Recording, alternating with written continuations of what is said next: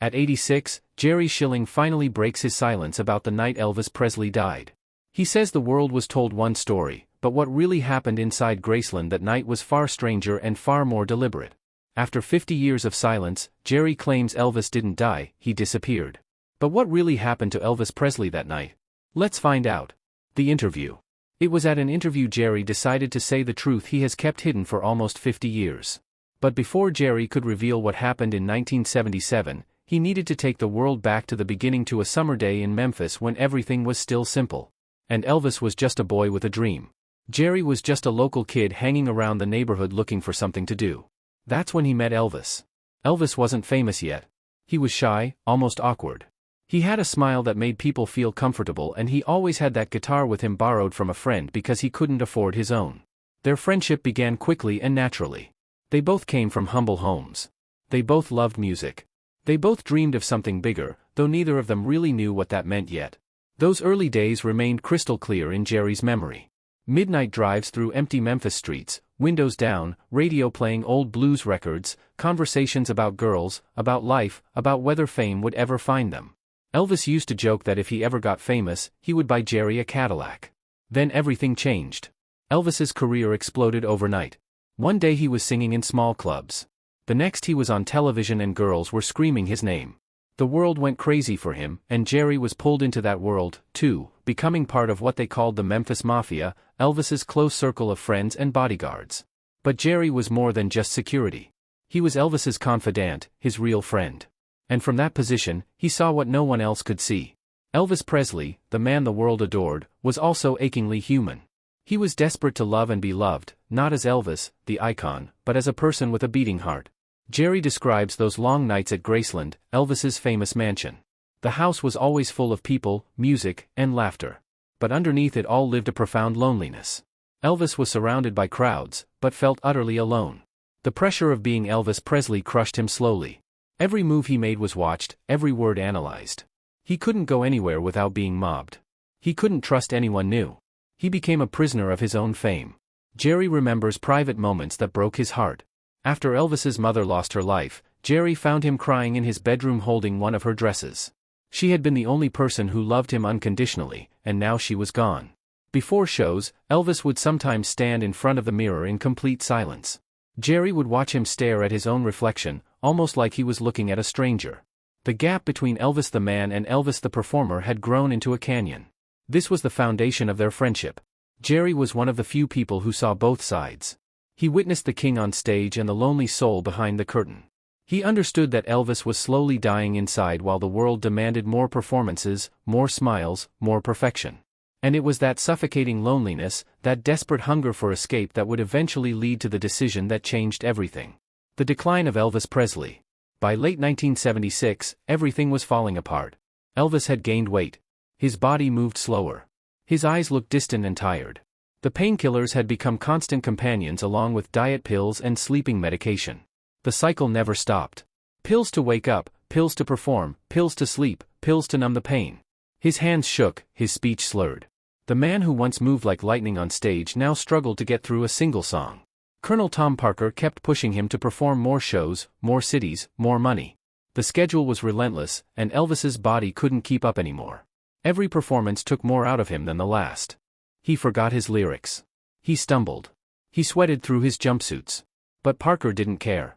The money kept flowing, and that was all that mattered. At this time, Priscilla was gone.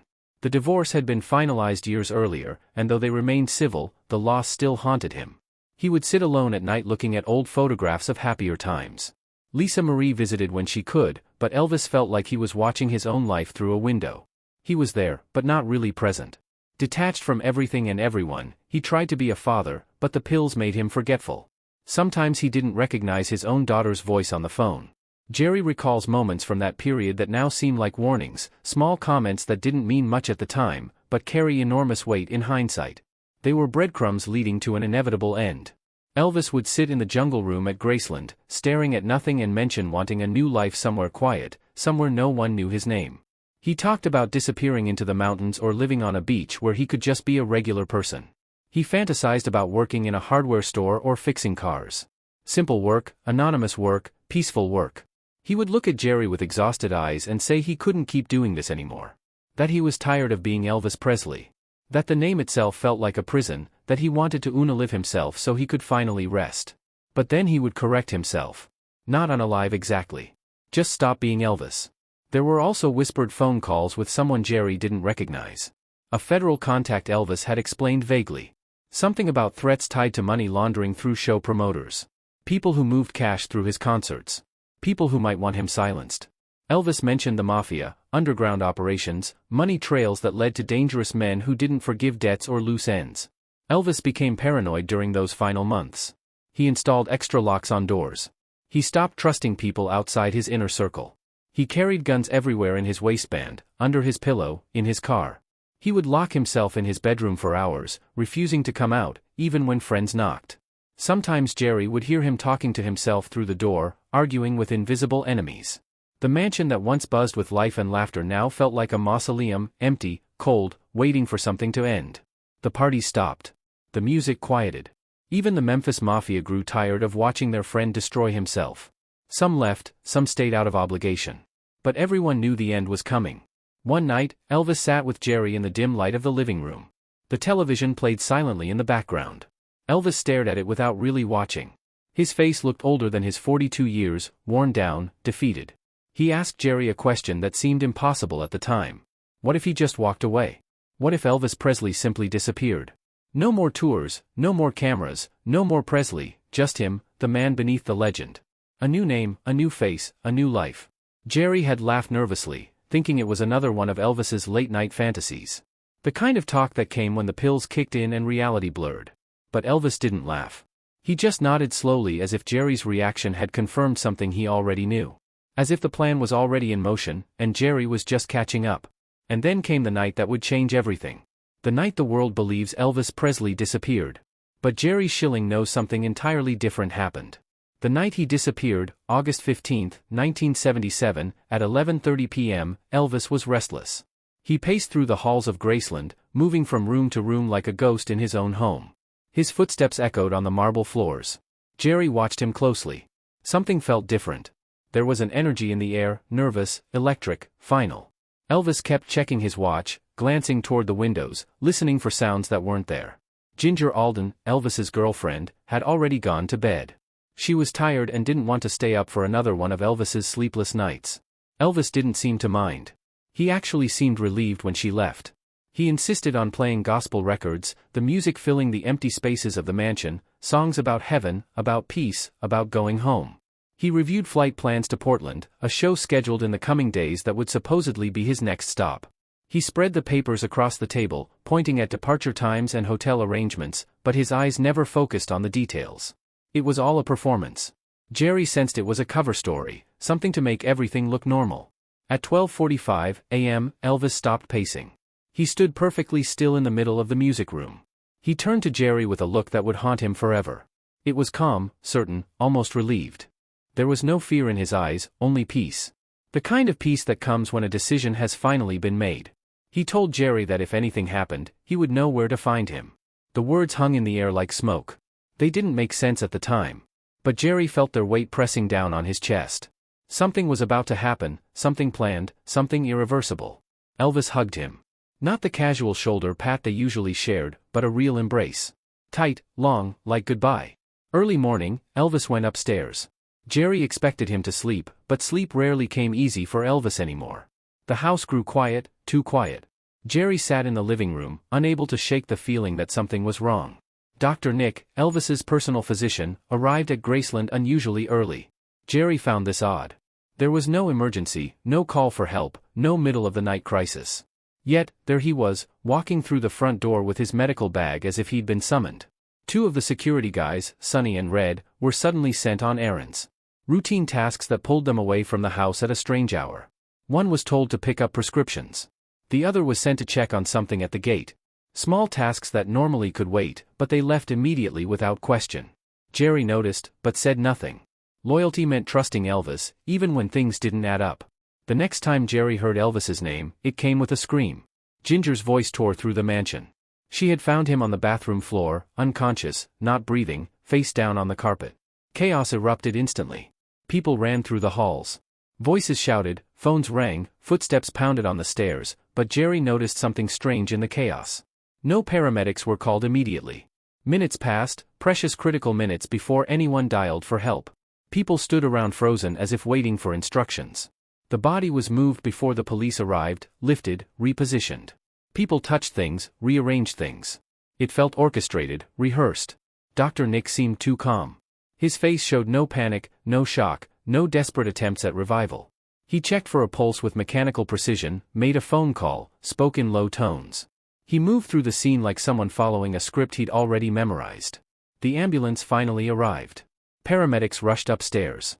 They worked on the body, chest compressions, oxygen, but their movement seemed slow, almost casual, as if they already knew the outcome. By 3:00 p.m., news outlets across the country announced that Elvis Presley was dead. The king was gone. Cardiac arrest, bathroom floor, Graceland. The story spread like wildfire. Fans gathered outside the mansion gates, weeping and holding candles. Radio stations played his songs on repeat. The world mourned. But Jerry stood in that mansion and felt something twist inside him. Something wrong. Something off. He had seen Elvis the night before, touched his shoulder, looked into his eyes. He knew that face better than his own. And what lay on that bathroom floor wasn't right. The sideburns were slightly off, too high, too thin. The jawline looked different, softer, less defined. The weight distribution didn't match. Elvis had been heavy, yes, but this body seemed bloated in the wrong places. Jerry stared at the body being carried out on a stretcher covered with a white sheet. His mind screamed what his mouth couldn't say. Every instinct told him something was terribly wrong. The timeline didn't make sense. The reactions didn't make sense. The body didn't make sense. That wasn't Elvis. The thought hit him like a punch to the stomach. He looked around at the faces of the Memphis Mafia. Some crying, some stone-faced, some avoiding eye contact entirely. Who else knew? Who else was part of this? Jerry's hands trembled. His heart raced.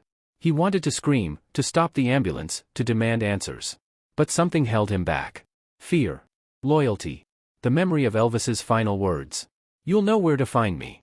And in that moment, Jerry Schilling realized he was part of something far bigger and darker than he ever imagined. A deception that would haunt him for 50 years. And a secret that would demand his silence. The truth revealed. Days after the funeral, when the media circus had finally begun to quiet and the crowds outside Graceland had thinned, Jerry received an unexpected phone call. It was Vernon Presley, Elvis's father. His voice was low and strained. He asked Jerry to come back to the mansion late that night alone. Tell no one. Jerry drove through the darkness with his stomach in knots. Something about Vernon's tone felt urgent and desperate. When he arrived, the gates opened silently. The mansion was dark except for a single light burning in Vernon's office. Vernon looked 20 years older than he had just days before. His face was gray and hollow. His hands shook as he poured 2 glasses of whiskey. He didn't speak for a long time, just stared at the amber liquid as if searching for courage at the bottom of the glass. Finally, Vernon looked up at Jerry with tears streaming down his weathered face. His voice broke as he spoke. "Son, he's not gone." It was the only way to save him. The words hung in the air like smoke, and Jerry felt the room tilt beneath him. Vernon explained everything through choked sobs and long silences. Elvis's death had been staged, carefully planned weeks in advance. It wasn't a spontaneous decision born from desperation, but a calculated escape route that had taken months to arrange. Elvis had been under enormous pressure from multiple directions. The Colonel demanded more performances despite his deteriorating health. Criminal organizations threatened him over what he knew about their operations in Las Vegas. The IRS was investigating his finances, prescription medicine charges were looming, and debts were piling higher than Graceland's columns. He was drowning and saw no way out except to disappear completely. A body double had been found, a terminally ill man with a similar build and facial structure who had only weeks left to live anyway. His family had been compensated handsomely. Trusted insiders were brought into the plan one by one. Dr. Nick was to handle the medical paperwork and death certificate. 2 loyal security men managed the physical logistics of the switch. Vernon himself coordinated communications and money. The morning of August 16 had been orchestrated like a military operation, timing precise, roles assigned, everyone knowing their part except the outside world and most of the people inside Graceland itself. Jerry sat frozen, his mind reeling, stunned, angry, heartbroken, betrayed. Why didn't Elvis tell him? Why was he left in the dark while others were brought into the conspiracy? The questions burned in his throat, but Vernon answered before Jerry could ask. Elvis didn't tell you the full truth because he was protecting you, plausible deniability. If investigators came asking questions, if federal agents or criminals started digging, Jerry could honestly say he didn't know anything. His grief would be real, his shock genuine. He couldn't accidentally reveal what he didn't know. Elvis had deliberately left his closest friend out of the plan to keep him safe. It was an act of love disguised as betrayal. Jerry wanted to be angry, but the logic was undeniable.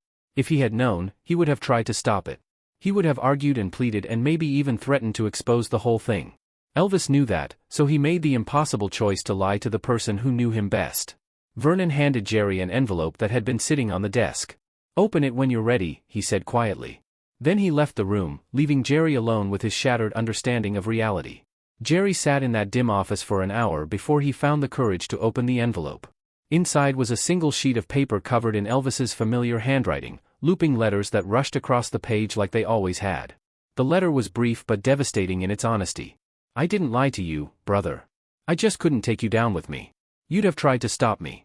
You always tried to save me, even when I didn't want saving. This time, I had to save myself. TCB always. TCB, taking care of business, their motto, their bond." Jerry folded the letter carefully and tucked it into his jacket pocket, where it would remain for the next 50 years. He wiped his eyes, steadied his breathing, and made his decision. He would keep the secret.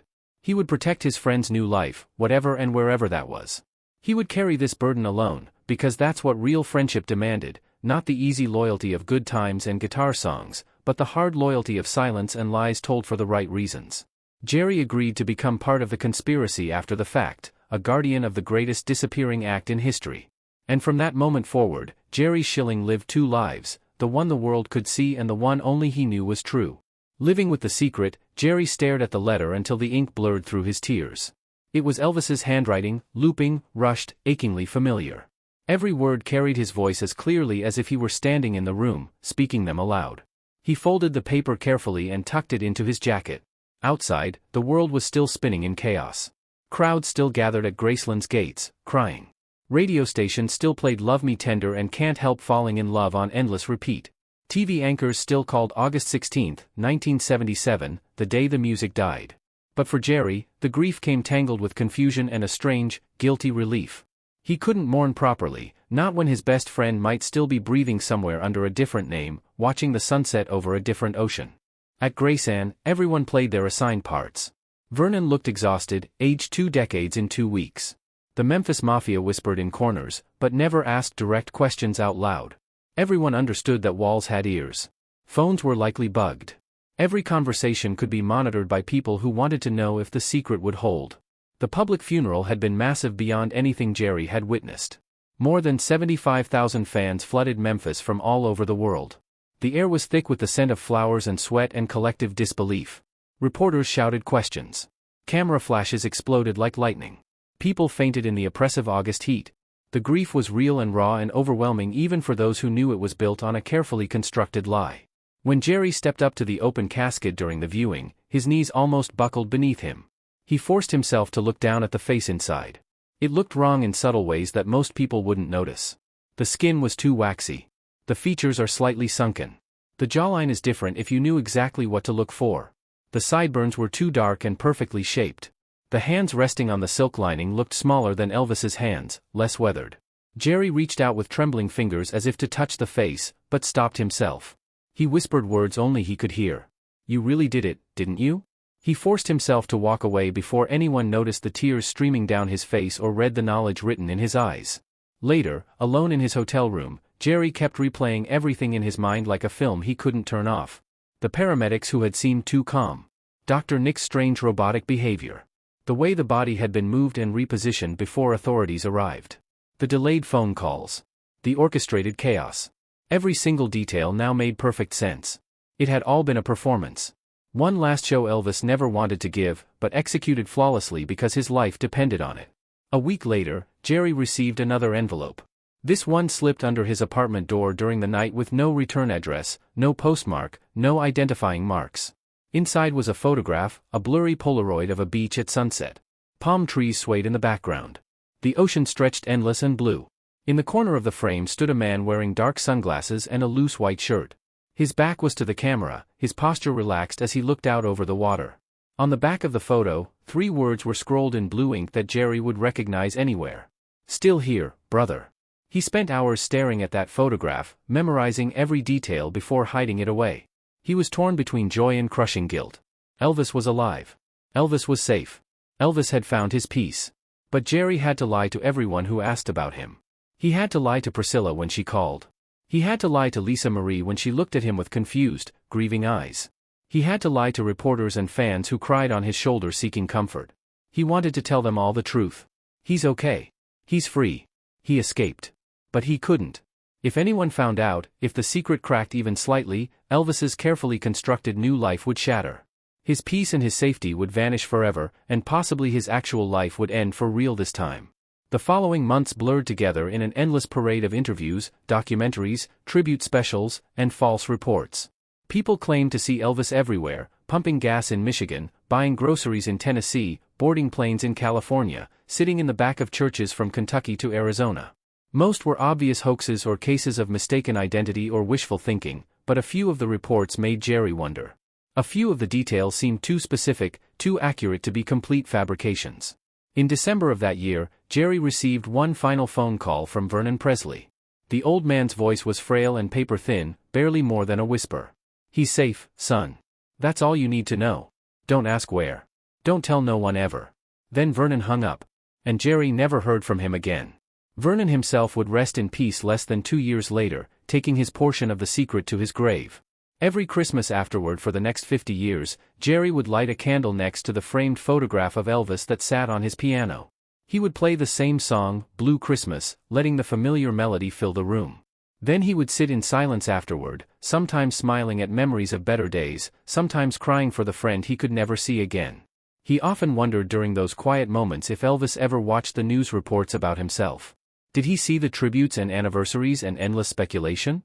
Did he hear the rumors that he was still alive? Did he ever think about coming back, revealing himself, reclaiming his throne? Or had he finally found the peace that had eluded him for so long, living as an ordinary man instead of an impossible legend? Jerry closes his eyes in the present-day interview. Back in that Los Angeles living room, surrounded by 50 years of memories, his voice cracks with emotion as he speaks the final truth he's come to understand. People say Elvis left the building that night. I say he finally found the door. He pauses, overcome by the weight of it all. A single tear traces down his weathered cheek, and I helped him walk through it. The aftermath of the revelation. 2 months after the interview aired, the world changed again. CBS released the full interview completely uncut and uncensored. The world seemed to freeze in that moment. Even the harshest skeptics couldn't easily dismiss what they heard. Across Memphis, Graceland saw record-breaking visitor numbers. People traveled from every corner of the globe. They left mountains of flowers at the gates. They left handwritten notes expressing love, forgiveness, understanding. Some people left small portable recorders along the fence, each one playing that final tune on repeat. Together, they formed a gentle chorus of peace in the valley, drifting across the lawn both day and night. The sound lingered continuously, filling the space with a quiet sense of calm and remembrance. Lisa Marie Presley, now older and visibly shaped by her own struggles with fame and the weight of her family legacy, released a short statement through her representatives. "Whatever my father chose, I believe it was for peace. That's all I ever wanted for him." After that, she said nothing more and declined all interview requests. That evening, Jerry sat alone on his porch in Los Angeles, a blanket resting across his lap. Even though the night was mild, he watched as the sunset painted the sky in deep shades of orange and purple. He felt no regret about what he had revealed, only a deep and overwhelming sense of relief. It was like finally setting down a burden he had carried for so long that he had forgotten what it felt like to stand up straight. Meanwhile, the world continued to argue fiercely online and on television. Was the tape real or carefully edited? Was Jerry telling the truth, or was he lost in delusion? Had Elvis truly escaped, or was this simply another conspiracy theory born from desperate hope? The debates raged on endlessly, with no clear resolution. Yet Jerry felt calm for the first time in decades, peaceful and complete. He whispered into the evening air, speaking as if someone far away might still be listening. "We did it, brother.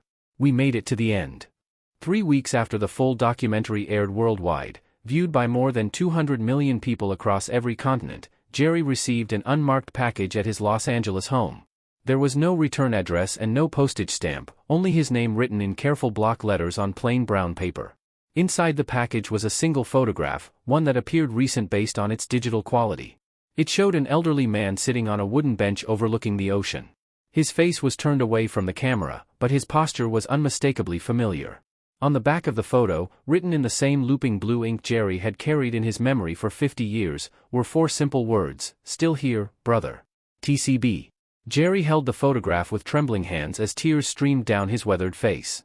He studied it for a long time, memorizing every detail, before gently placing it in the drawer of his bedside table, right next to the TCB ring Elvis had given him decades ago.